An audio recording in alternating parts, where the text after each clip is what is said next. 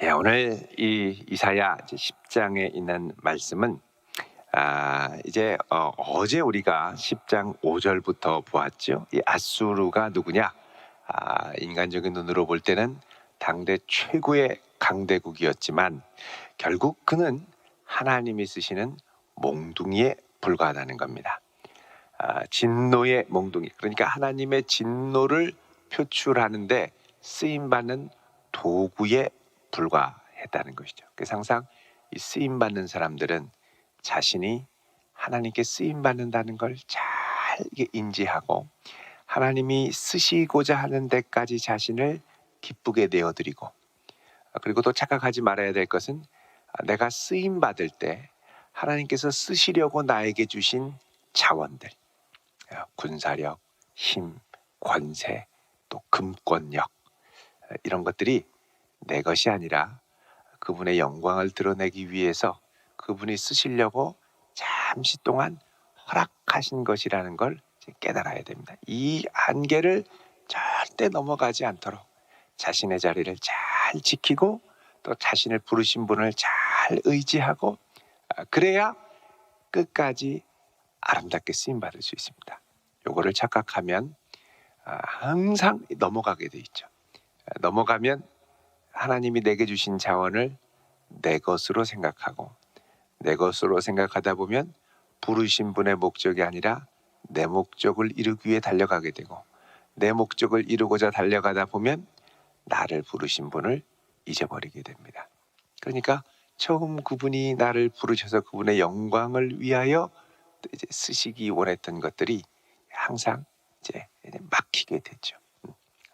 전에 어떤 성도님하고 이야기를 할 기회가 있었는데, 은행에서 일을 하다 보면 돈을 자꾸 만지지 않습니까? 돈을 만지면 이 돈이 직원들에게 상품으로 보여야 돈을 제대로 다룰 수가 있죠.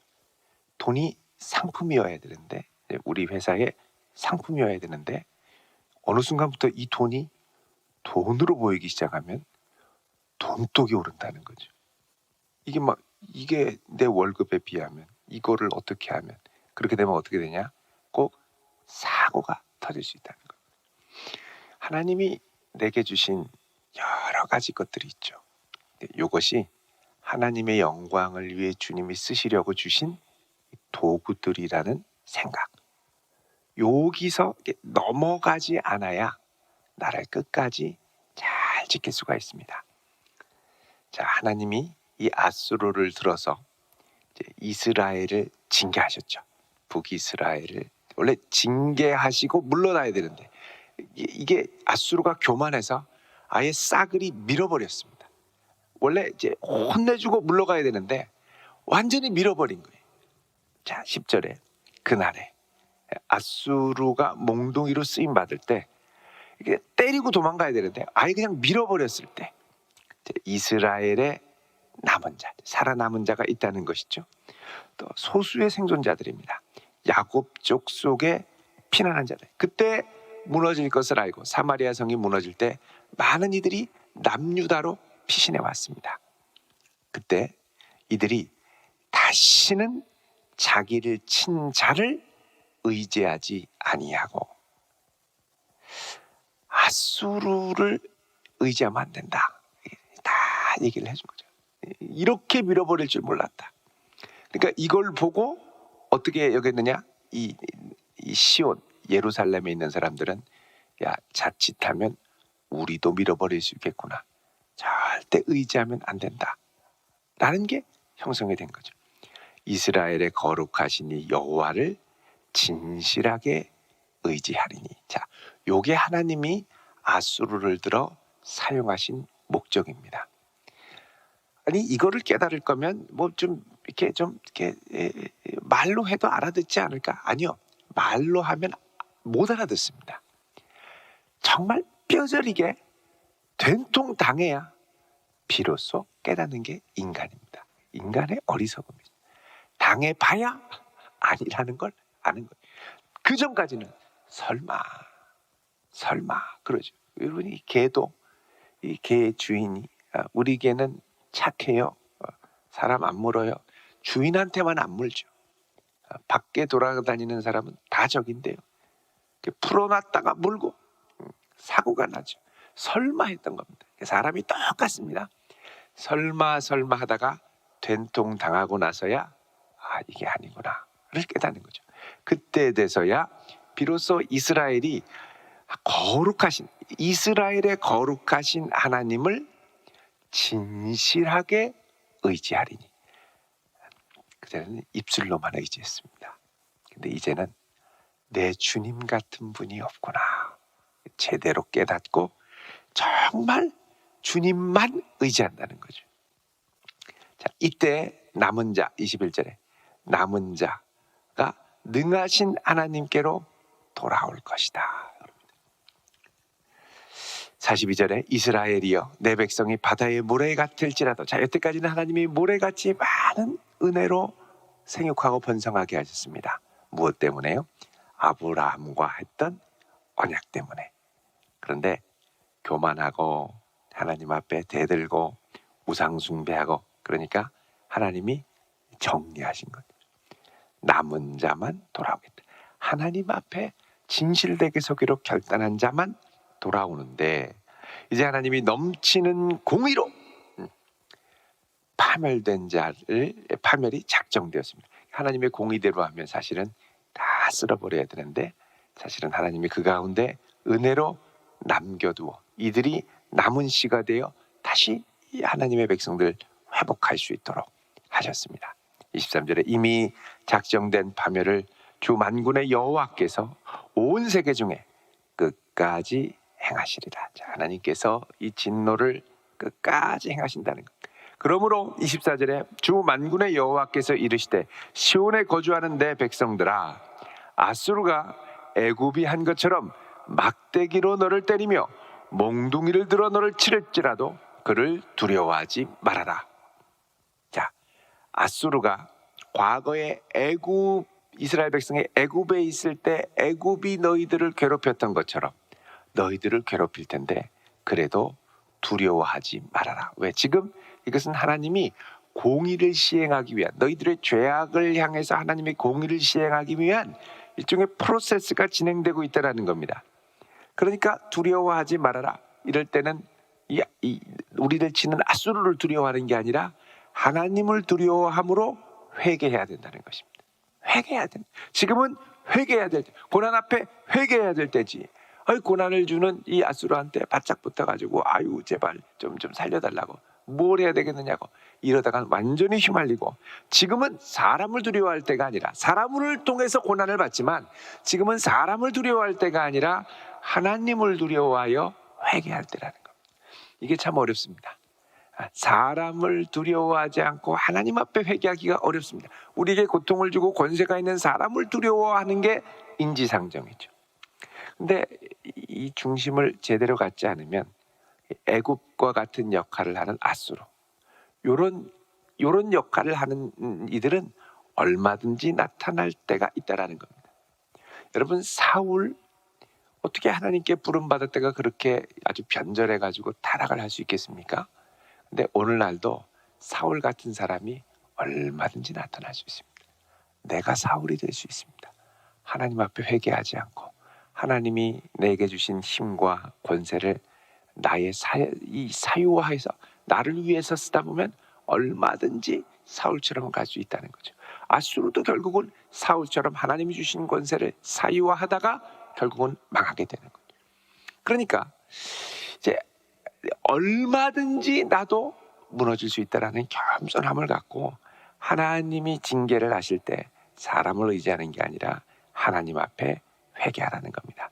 하나님의 계획이 있습니다. 25절에 내가 오래지 아니하여 내게는 분을 그치고, 너를 향하여 거룩하게 하는 작업이 끝나면 내가 썼던 아수르는 내 진노로 멸할 것이다. 26절에 만군의 여호와께서 채찍을 들어 그 아수르를 치시되 오랫바위에서 미디안을 쳐주시기신 것 같이 하실 것이며. 자, 오랫바위는 어디냐? 여러분, 기드온이 이제 미디안이 쳐들어왔을 때 300용사로 이 13만 5천의 이 병사들을 다 이제 무찌르고 물리치고 마지막 장수를 붙드는데 이게 바로 미디안의 이제 오랫바위에서 장수를 잡습니다. 왕을. 그리고 오랫바위에서 죽이죠. 그래서 이 오랫바위에서 미디안을 쳐 죽이신 것 같이 막대기를 드시고 바다를 향하여 애굽에서 하신 것 같이 하실 것이다. 사방이 막힌 길에서 바다에 길을 내셔서 하나님이 구원하신다. 그러니까 이 구원은 사람의 계산으로 될 구원이 아니니까 이건 절대 사람을 의지하면 안 되고 하나님을 의지해야 한다는 겁니다. 그러니까 사람을 통하여 하나님이 구원을 일으키실 거면 사람을 의지해야 되지만 사람을 통해서 하실 게 아니라 하나님의 능력으로 이루실 것이면 우리는 마땅히 하나님을 의지하죠. 요거를 분별을 해야 되는 겁니다. 믿음은 뭐냐? 참된 주권자가 누구임을 제대로 바라보고 인정하고 의지하는 것. 그러니까 위기에 있을 때 하나님이 제일 크게 보이는 분은 하나님께 나와 기도합니다. 근데 위기의 때에 사람이 훨씬 더 크게 보이면 기도는 뭐 일단 제쳐두고 그럴 때는 이제 주변에 기도만 해달라고 그럽니다. 기도해줘. 그리고 자기는 맨날 고민하고 사람들한테 전화만 하죠. 어려운 거예요. 자, 하나님께서 그럼 어떻게 이 위기 가운데 길을 내시느냐? 자, 27절에 그날에 그의 무거운 짐이 내 어깨에서 떠나고, 자, 하나님이 구원하실 때에 이 진노의 몽둥이였던 아수르를 부러뜨리실 때에 무거운 짐이 어깨에서 떠나고 그의 멍에가 내 목에서 벗겨지되 기름진 까닭에 멍에가 부러지리라. 자, 멍에가 이 기름진 까닭에 부러져. 그럼 기름지게 하신 분은 누굽니까? 하나님이시죠. 28절에 그가 아얏에 이르러, 자, 그가는 아수르입니다. 아수르가 아얏은 북이스라엘과 남유다의 경계가 되는 곳에 있는 성읍입니다. 그러니까 이들이 북이스라엘을 멸망시키고 디글랏 빌레셀이 아수르가 북이스라엘을 멸망시키고 어떻게 되냐? 이제 남유다가 바로 연접해 있으니까 저기는 어떤가 한번 볼까 하고 이 랍사게 부하장수를 시켜서 여기까지 쳐들어가게 보내죠. 그때 아얏에 이르러, 그러니까 이제 북쪽을 통해서 남쪽으로 내려오는 이 경로입니다. 이게 아얏에 이르고 미그론, 믹마스, 우리 많이 들어봤습니다. 이 사무엘상에 나오는 그 누굽니까? 그 사울 왕의 아들 왕자 요나단이 믹마스 계곡에서 블레셋을 치죠. 믹마스에 장비를 두고 산을 넘어 게바에 유숙하고 라마는 떨고, 사무엘의 고향입니다. 사울의 기브아, 이게 기브아니까 어디까지 온 거냐면 유다의 바로 위쪽인 베냐민 지역으로 지금 들어온 겁니다. 도망하도다. 딸 갈리마 큰 소리로 외칠지어다. 라이사야 자세히 들을지어다. 가레나다 너 아나돗이여. 아나돗은 예레미야의 고향으로 알려져 있죠. 아나돗에 지금도 가면 그 예루살렘에서 멀지 않습니다. 이 아나돗 계곡이 있고 거기 이제 물이 막 흐르는데, 이 아나돗이요 만면하는 비난하며 개빔 주민은 도망하도다. 이게 이 아수르가 막 쳐들어오면서 군대를 갖고 이 랍사게가 막 들어오니까 다 무서워서 지금 벌벌벌 떨고 있다라는 겁니다. 32절에 아직 이날에 그가 노베에서 쉬고 딸 시온 산 곧 예루살렘을 향하여 그 손을 흔들리로다. 벌벌벌벌 지금 다들 떨고 있습니다. 그런데 이때 33절에 주 만군의 여호와께서 혁혁한 위력으로 그 가지를 꺾으시리니 장대한 자가 지키고 높은 자가 낮아지고 쇠로 빽빽한 숲을 베시리니 레바논의 권능 있는 자에게 배임을 당하리라. 자, 이 어마어마한 이 군대가 몰려오는데 어떻게 그렇게 하나님이 한순간에 꺾어버리실 수 있느냐라는 것입니다. 여러분, 이게 언제 이루어지냐면 히스기야 왕 때 이루어집니다. 히스기야 왕 때. 여러분, 나중에 우리가 또 보겠지만 그래도 한번 보겠습니다. 36장 이사야 36장 19절을 보시면, 자, 이 36장 13절을 보시면요, 이 랍사게가 이 디글랏 빌레셀의 이제 명을 받아서 유다까지 쳐들어와서 이제 예루살렘 성을 향해서 얘기를 하는 거죠. 또 히브리어도 배웠어요. 랍사게가 유다 방언으로 크게 외쳐 이르되 대왕 아수르 왕의 말씀을 들으라 그러죠. 왕의 말씀에 너희는 히스기야에게 미혹되지 말아라. 그가 능히 너희를 건지지 못할 것이다. 이렇게 얘기합니다. 넘어가서 19절에 보시면 하맛과 아르밧의 신들이 어디 있느냐? 스발와임의 신들이 어디 있느냐? 그들이 사마리아를 내 손에서 건졌느냐? 이 열방의 신들 중에 어떤 신이 자기의 나라를 내 손에서 건졌기에 여호와가, 여호와는 유다를 지키는 신으로 알았습니다. 왜냐하면 이 랍사게 이 아수르의 이 관점에서 볼 때는 유다를 지키는 신인 여호와의 신전이 예루살렘에 있기 때문에 여호와가, 그죠? 신전에 있는 이 여호와가 능히 예루살렘을 내 손에서 건지겠느냐? 가는 곳마다 족족 신전을 파괴했던 게 랍사게. 자, 얼마나 당황스럽겠습니까? 히스기야가 했던 게 뭡니까? 기도하는 것밖에 없죠. 그래서 히스기야가 37장 1절에 자기 옷을 찢고 베옷을 입고 하나님께 가서 이거를 쫙 편지를 펴놓고 하나님 어떻게 합니까? 어떻게 합니까? 나를 불쌍히 여겨주십시오. 그때 이사야가 하나님의 말씀을 듣고 갑니다. 6절에 이사야가 이르되 너희는 너희 주 왕에게 이렇게 말해라. 너희들이 나를 능욕한 말로 말미암아 두려워하지 말아라. 내가 영을 그의 속에 두리니 그가 소문을 듣고 그의 고국으로 돌아갈 것이며 내가 그의 고국의 칼에서 죽게 할 것이다. 그렇죠. 왜? 하나님께서 역사하십니다. 그래서 어떻게 역사하시느냐?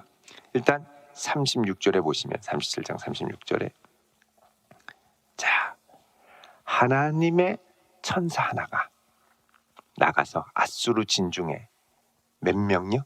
18만 5천을 하루아침에 쳤는데 다음날 보니까 다시 채밖에 없는 거예요.